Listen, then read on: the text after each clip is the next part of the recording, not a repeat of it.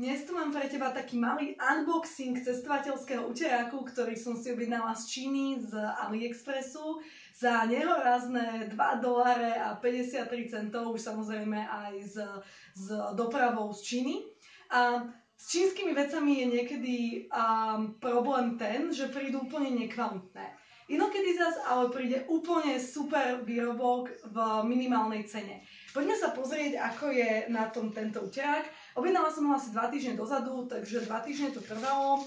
No a prišiel mi v takejto krásnej škatulke. Mala by to byť dokonca nejaká taká značka, aj keď nemyslím si, že to bude originál.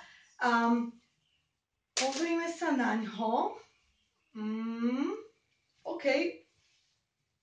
Wow. Kvalita, musím povedať, že je super na prvý pohľad. Nie je to žiaden shit, ktorý by sa mi rozpadol v rukách. Mám pocit, že veľmi podobný som držala v rukách v jednom obchode v Bratislave a tam stál, myslím, že 7 až 10 eur táto istá veľkosť. Je to vraj značka Bluefield, boh vie, ale každopádne tento myslím, že budem vedieť odporúčať. Dole do videa dám ešte odkaz na ňo, kde som si ho konkrétne kúpila. Tento jeden vyzerá byť veľmi kvalitný a samozrejme, že je spratný. Takže toľko odo mňa.